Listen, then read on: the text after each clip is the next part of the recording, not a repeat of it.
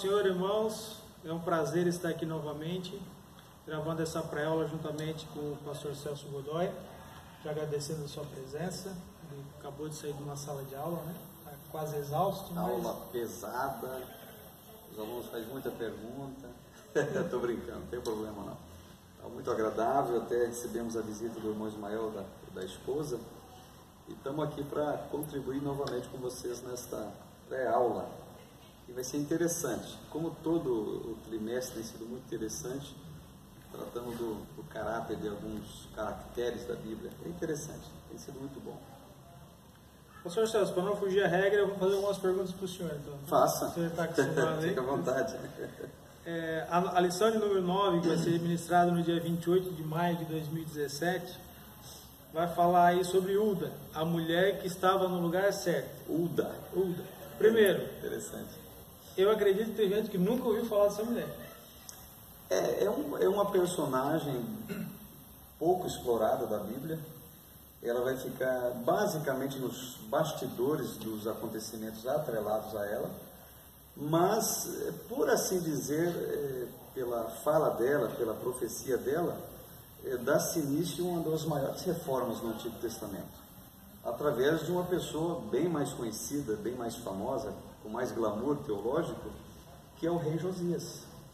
E ela era da época de Jeremias, Miqueias, e até subentende que é da época até de Abacuque. Mas ela se destaca num período fatídico, liderativo, na vida do rei Josias. Então ela, digamos assim, o protagonista é o Josias, o rei Josias, a coadjuvante é a Uda, só que sem a presença dela, esse glamour que eu cito aqui teológico do Josias não apareceria. Então ela tem uma funcionalidade bem interessante. E Deus usa anônimos, e por aí vai. Se a gente pegar os anônimos da Bíblia, tem dezenas, centenas, por que não dizer milhares. Imagine se a Bíblia fosse historiar, por exemplo, todos os acontecimentos envolvendo pessoas e a vida de Cristo. O João escreveu isso, que se fosse relatar tudo que ele fez, os livros não conteriam, e por aí vai. Mas a Uda é uma personagem, num certo sentido, obscura. Eu nunca vi pregação sobre Uda. Mais de 40 anos na igreja, eu nunca vi alguém pregar. Quem sabe você pregue domingo que vem. Quem sabe vocês aí que estão vendo aí vai se inspirar a falar mais sobre Uda. Bom, pelo menos no dia 28 de maio, alguém vai falar dela. Exaustivamente. No Brasil e em algumas regiões do mundo até, inclusive. Lembrando ao aluno que o contexto social da época, né, para uma mulher ser uma profetisa dentro daquele molde de sociedade. Então, eu quero que você fique atento aí, porque ela é interessante, é um assunto interessante. O pastor Celso deu um pequeno aperitivo do que a gente vai abordar agora nos pontos seguintes. Nosso textuário: assim diz o Senhor, eis que trarei mal sobre este lugar e sobre os seus habitantes, a saber, todas as maldições que estão escritas no livro que se leu perante o rei de Judá. Que livro é esse, hein? A Bíblia, o Antigo Testamento, a lei, a Torá, Gênesis, Êxodo e por aí vai. O professor ficar atento. Exatamente. Até para pesquisar aí que maldições eram essas, o porquê dessas maldições. Então, para agregar para a sua aula. E maldição entende o ato de não se cumprir aquilo que estava escrito na Bíblia. Assim como advindo dela, o cumprimento dela, a colocação dela em nossa vida, na vida deles, que é o caso, o contrário também vale.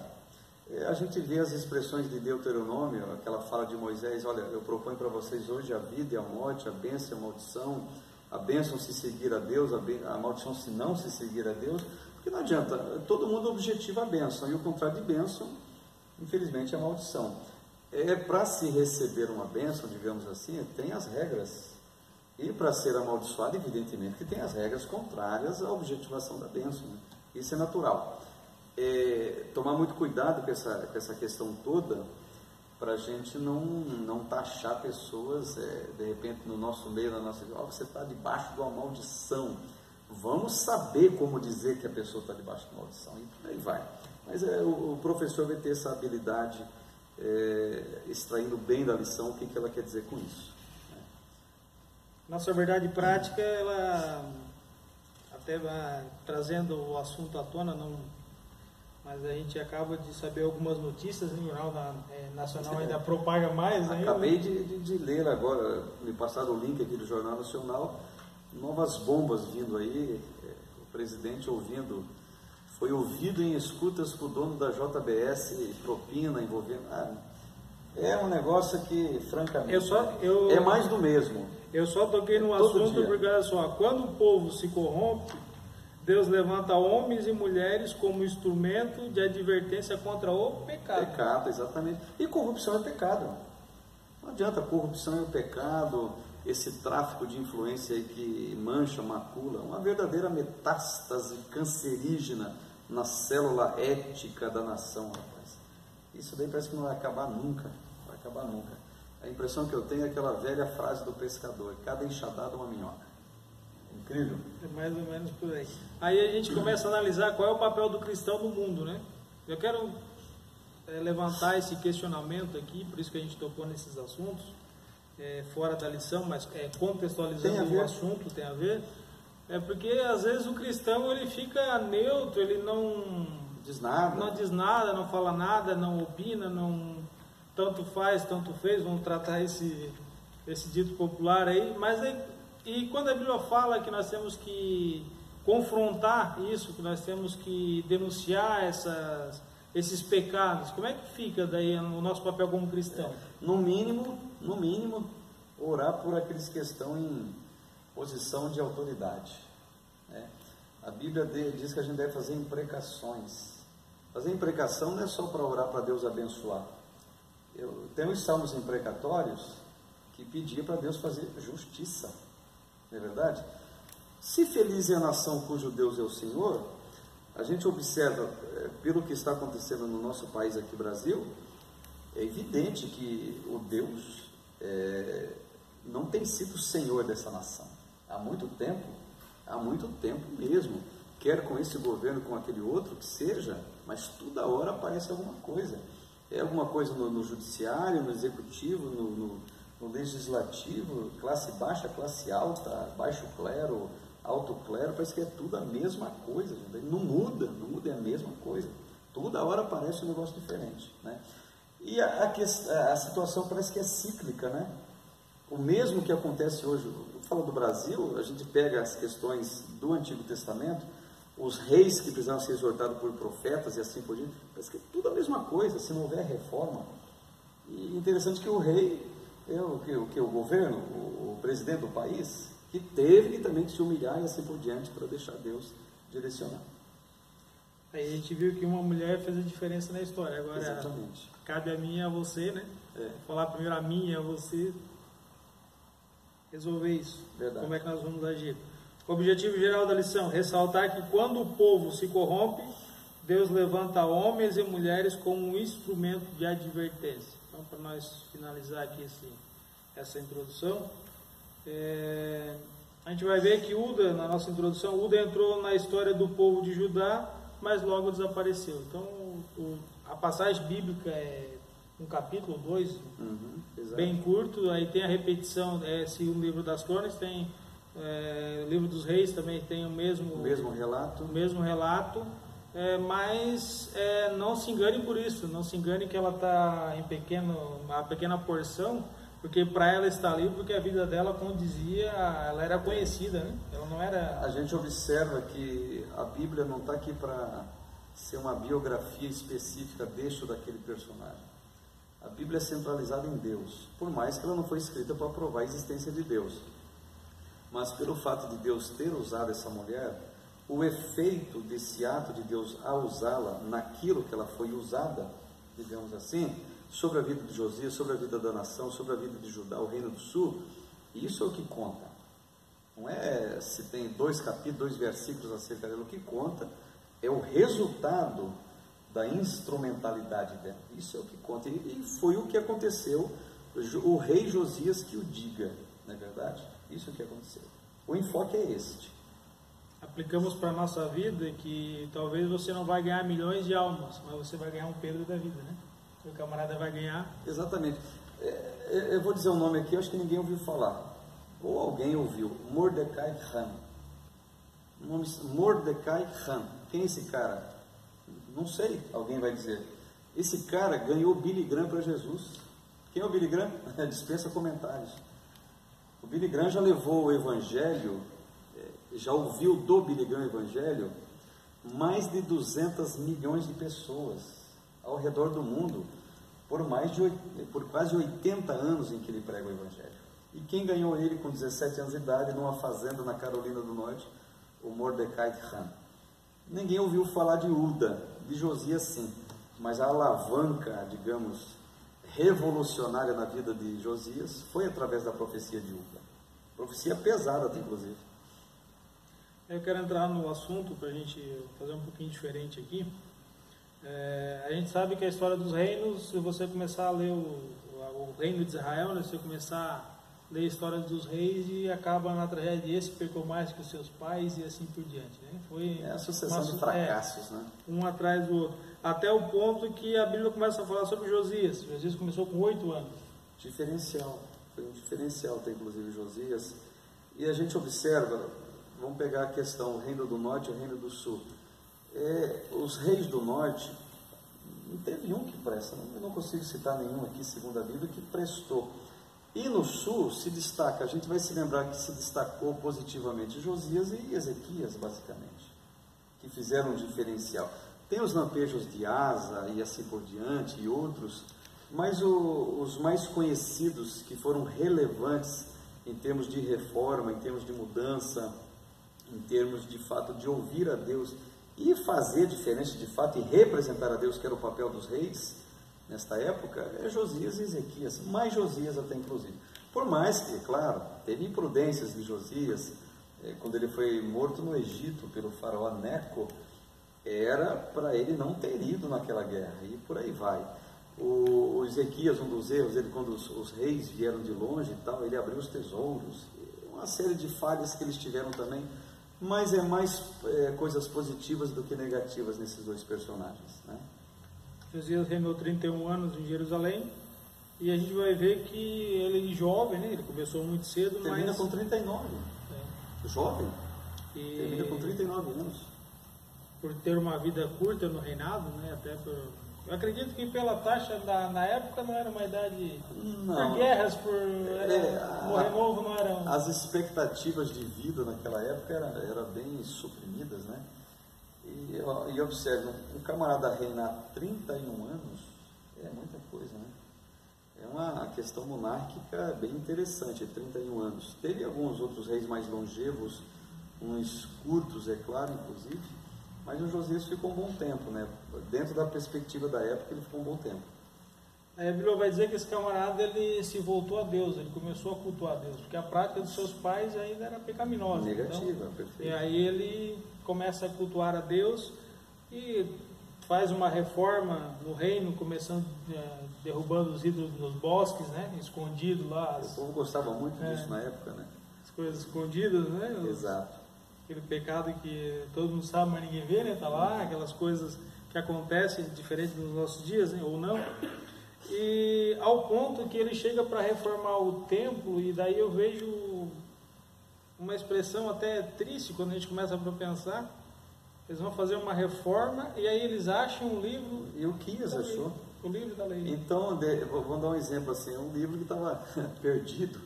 Agora, para pensar, um povo como o povo judeu, que tinha, digamos, como bússola, como de fato mesmo, a Bíblia, eu estou falando do Antigo Testamento, vou citar a Bíblia aqui, e essa bússola os caras se perdem. Qual é a direção que esse povo tinha? Qual era a regra de ética que esse povo tinha? A regra espiritual, como se aproximar de Deus. E o interessante, vamos colocar dessa forma, vocês vão entender a simbologia. Quem acha a Bíblia aqui é o Ilquias. Quem era Ilquias? Um sacerdote. Vamos colocar para hoje? O pastor da igreja. E sabe o que esse pastor da igreja acha? A Bíblia que estava perdida dentro da igreja.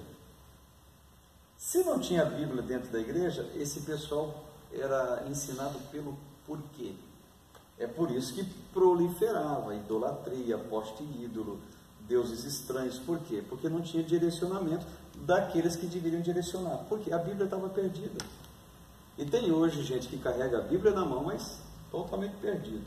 Está pregando a Bíblia, mas o povo totalmente perdido. Está faltando alguma coisa. Precisamos de reforma, meu Deus do céu. E tá, o lugar que mais se tem Bíblia, aonde? Na igreja. E o povo está perdido, porque a Bíblia está perdida dentro da igreja aqui, dentro do templo. E o pastor Ilquias, que foi, digamos aí, o mentor do último rei justo de Judá, que foi o Josias, ele foi o último rei justo. E o mentor dele, que bom que pegou ele criança, né? Então, o Ilquias, a velha frase, ensina o menino, tá? Aí o Ilquias incutindo na mente do Josias, e Josias cresce, observa o que está acontecendo. Não, eu vou fazer alguma coisa diferente, porque não foi isso que eu aprendi. Eu ouvi o senhor falar na aula agora há pouco que nós temos a Bíblia, as tradições e os dogmas. Né? Podemos dizer que os camaradas estavam nas tradições e nos dogmas. Tradições e dogma. E hoje, até vamos colocar assim, até no protestantismo ortodoxo, até no evangelicalismo bíblico, tem muito dogma falando alto ainda, tem muita tradição falando alto. O povo está preso a algumas coisas que não tem sentido algum ainda. Por quê? A Bíblia está perdida dentro da igreja. E quando se perde a Bíblia, se perde o direcionamento total das objetivações de se agradar a Deus. Uma das formas mais rápidas do crente perder a Bíblia, vamos tratar assim, ou um professor, um pregador, é pregar de ouvido, né? Não ler o texto bíblico, não aprofundar. É repetidor, só está repetindo, né? E tem um subsídio bibliológico aqui, ó, eu acho interessante. O livro da lei que Ilquias achou tratava-se da lei que fora dada pelas mãos de Moisés. Era sem dúvida um exemplar do Pentateuco, ou seja, os 5 primeiros livros da Bíblia. Essa descoberta dá testemunho da mão providente e soberana de Deus, cuidando da sua palavra inspirada. Era a palavra de Deus, era o livro de Deus, era a regra de fé dele, só que este livro estava perdido no lugar que mais deveria aparecer, a casa de Deus. É até paradoxal a questão. Pastor Celso, para nós falar um pouquinho sobre essa personagem, já deu um fundo histórico aí do contexto da época. Sim. A gente vai ler o texto bíblico, quando começa a falar de Hulda, né? Fala que ela era esposa de fulano, que era filha de ciclano. Isso trata, para quem estuda a Bíblia aí, trata que era uma pessoa idônea, vamos dizer assim. Quando a Bíblia não trata os seus familiares... Exato. Inclusive, o marido dela, um tal de Salum, ele era guarda das roupas da corte de Josias. Ele é um camarada, digamos, afeito ao palácio. A solução para a vida de Josias, para o reino dele, estava debaixo do nariz dele, digamos. Tinha uma profeta ali, tinha o marido de uma profetisa ali, no caso, né? Isso são detalhes da Bíblia que você começa a estudar e enriquece a aula, enriquece o texto, enriquece o significado, né? Exato. Dentro do contexto, para a gente entrar de fato ali na personagem, a partir do momento que o rei ouve a citação do texto bíblico, né, das palavras, a Bíblia diz que ele rasga suas vestes no gesto de humilhação, de costume. Perfeito, exato. E aí ele vai buscar uma resposta de Hulda, né, onde que ela entra na história. Então, na história. Aí que aparece ela. E ela entra com uma mensagem pesadíssima, né? Pesadíssima. E ele observa, para fazer um contraponto com a mensagem pesada que ela deu, ele foi atrás do quê? Foi atrás da Bíblia, foi atrás da reforma, foi atrás de promover, até promover uma palavra que é bem desgastada hoje, foi promover um avivamento.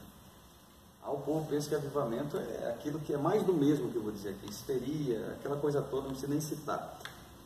Mas avivamento aqui foi limpeza, a limpeza total, e proveniente do quê? A Bíblia que acharam, o livro da lei que acharam. É verdade? E a promotora disso daí, Josias, mas a alavanca disso daí foi a Hulda. E a Hulda preveu um tempo de avivamento, mas um verdadeiro avivamento promovido por Josias. Né? É bom a gente sempre ressaltar a diferença entre avivamento e movimento do Espírito. Né? Com certeza. Porque as pessoas acham que uma movimentação do Espírito está em grande avivamento. Pelo contrário, às vezes acontece nós os pentecas, os pentecostais, a gente está vivendo moveres, tá, gente? Não é avivamento não, tá? eu digo aqui de cadeira, e muito bem confortável aqui na cadeira do púlpito da nossa igreja, a gente está vivendo uma série de moveres. Avivamento não. Avivamento requer, gente, uma dimensionalidade de arrependimento, de mudanças de peças nesse tabuleiro aí que se estabelece muito grande, mas uma coisa revolucionária mesmo, tá? E aqui no culto de doutrina, terça-feira, numa terça-feira eu estava orando para Deus levantar, como que eu citei o termo, Deus levantar revolucionários, Deus levantar pessoas reformadores, mas reformadores de si próprio e do meio em que vive. Isso é verdadeiro avivamento. O avivamento é arrependimento. Quando acontece avivamento, gente, não é só mover na igreja. Na época de Wesley, bares eram fechados, tabernas eram fechadas, casas de prostituição eram fechadas, porque a igreja estava não em mover, em avivamento. O crente se arrependendo, confessando o pecado mesmo e mudando de vida. Mudou de vida aqui, muda a sociedade também. E isso é avivamento. E dá até medo, será que um dia terá um avivamento como esse? O problema é que a gente vive... Estão confundindo os moveres. É isso mesmo, a confusão, né? A igreja está em avivamento porque todo culto tem choro, tem puro. Esqueça isso, gente. E muitas vezes a gente terceiriza o culto, né? Tem que vir um pregador de renome para fazer um... E o avivamento parece que é só naquela ocasião. Só naquela ocasião. Né? Da porta para fora... É mais prático para a gente, é mais facilitário, né? O povo, eu vou usar um termo aqui que eu não gosto muito, o povo não quer pagar o preço para isso. Eu preciso mudar de vida para que isso aconteça. Mudar de vida é mudar de caráter e assim por diante. E isso deve ser uma coletividade. O avivamento verdadeiro é um sentido individual, mas ele vai nutrir a coletividade, ele vai afetar a coletividade e vai gerar aquilo que Deus quer que gere. Pastor Celso, dentro da sua palavra, há duas profecias, né? Primeiro, o juízo para a nação. Perfeito. Foi o que eu li no nosso textual. Sim. E o segundo, eu vejo Deus honrando um camarada que se humilhou. Né? Exato. Parece que Deus, como se Deus prolongasse o juízo para dar tempo para esse camarada aproveitar, vamos dizer assim, porque ele diz, olha, o juízo vai vir, mas você não, você vai morrer em paz. Ele só não morreu em paz porque ele procurou a guerra. Né? Ele procurou a guerra, mas exatamente. se não morreria em paz... Ele poderia, o Josias, você está citando, isso, né? Ele poderia ter terminado melhor, né? Melhor. O ato dele ter descido ao extremo sul de Israel, costeando o Mediterrâneo provavelmente, por causa da água e tal, é bem provável, indo em direção ao Egito, é bem provável que, se ele não fosse, ele terminaria melhor. E foi num estado de desobediência. Eu não estou dizendo, Josias, depois de tudo que fez, pereceu no inferno. A questão não é essa. A questão, ele morre muito novo.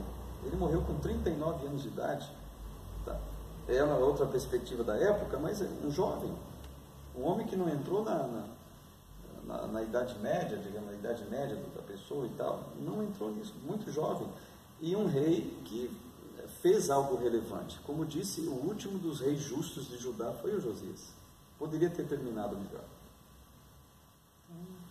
É claro que daí a gente estuda, eu toquei nas duas profecias, porque ao mesmo tempo que Deus traz um aviso para o povo, ele conforta o rei de que ele teria um tempo, digamos assim, de tranquilidade. O juízo viria depois. É resultado das reformas, até essa tranquilidade foi resultado das reformas e das limpezas. E observe que a limpeza foi sempre no âmbito espiritual de se honrar a Deus. Honrou a Deus, ele se encarrega do resto. Porque quando há mistura de coisas alheias à vontade de Deus, é um ato de desonra a Deus. Então, quando Deus é honrado, as coisas acontecem de maneira muito natural. Perfeito, pessoal. Né? Acho que não deixar tempo aqui. É isso, né? O rei fez algumas convocações, limpou a casa, fez um concerto com Deus, trouxe o povo sacrificar. Uma das que eu estava lendo o texto,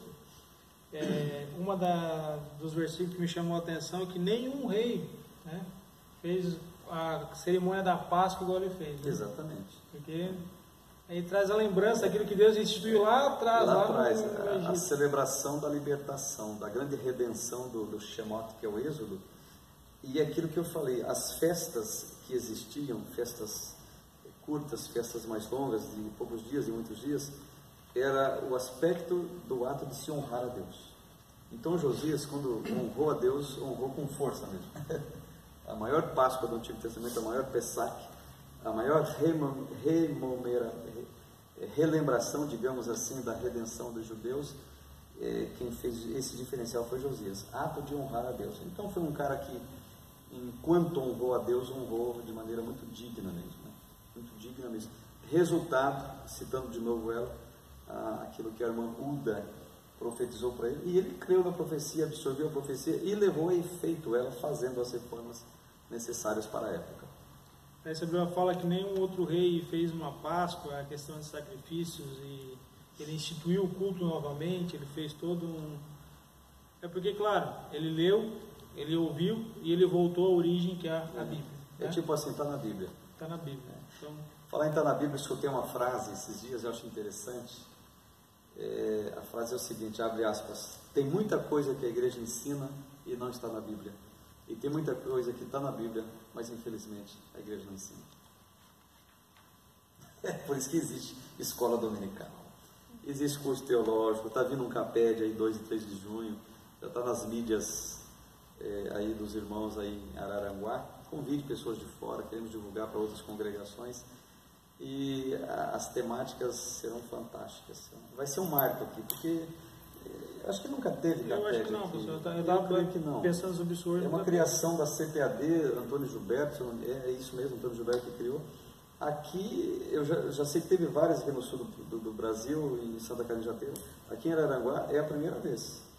E na gestão aqui do pastor Jair, como coordenador da escola, o secretariado do Ismael, e eu vou ter a honra de ser um dos professores. Estou muito feliz com isso, que vai acontecer em nome de Jesus. Reforçando o convite, dia 2 e 3 de junho de 2017, pastor Celso estará ministrando. 20 horas, 8 da noite. 20 horas, em ponto. aqui na sede de Araranguá. O pastor Celso vai estar tratando a questão curricular da lição, né? Aproveitamento curricular. Crescimento teológico do professor. E o crescimento teológico do professor. Como ele é amplo, porque na verdade uma das matérias é voltada para a lição, né? As demais elas são temas abertos, abrangentes. Eu vou dar uma série de incentivos, uma série de necessidades, uma série de até obrigações e prerrogativas que um professor tem. É lamentável dizer, mas o aluno ele se retém numa escola pela qualidade do professor. Eu estou falando do âmbito de escola dominical. O professor, se ele for ruim, o aluno não vai ficar. O que retém o aluno não é, o que retém a ovelha não é a cerca, mas é o pasto. Se o pasto for bom, o aluno vai ficar. É nisso que eu vou transitar as minhas falas no nosso CAPED. E no sábado o pastor Alan estará falando sobre metodologia de pesquisa e também aplicação e contextualização das pesquisas, exato, texto bíblico. Coisa boa, coisa profunda. Essa matéria do pastor Alan eu conheço, muito boa, vocês vão gostar por demais. E é claro que o professor hoje ele vamos tratar como adversário, né? Tem as mídias, o conhecimento humano ele cresce muito rápido, então o professor tem que estar atualizado, ele tem que ter uma aula mais dinâmica, né? Ele briga aí contra a preguiça do aluno, às vezes acordar cedo para ir para a aula, tem todos os... E se você tem uma aula atrativa, com certeza você vai reter e vai desempenhar um papel aí significativo dentro da área do ensino, né? E se Deus te chamou para isso, exerça com eficácia, com eficiência, eficácia. É o tema do nosso CAPED, se é ensinar, que haja dedicação. Amém. Pastor Celso, é isso aí, pessoal, valeu estar com vocês aí, foi uma bênção, gostei. Temos um auditório vasto aqui, de uma pessoa nos assistindo nesse momento, que é a nossa cameraman, a esposa do nosso querido irmão Ismael. Deus abençoe a todos, um abraço. Até a próxima, divulga o nosso CAPED, gente, aguardamos vocês.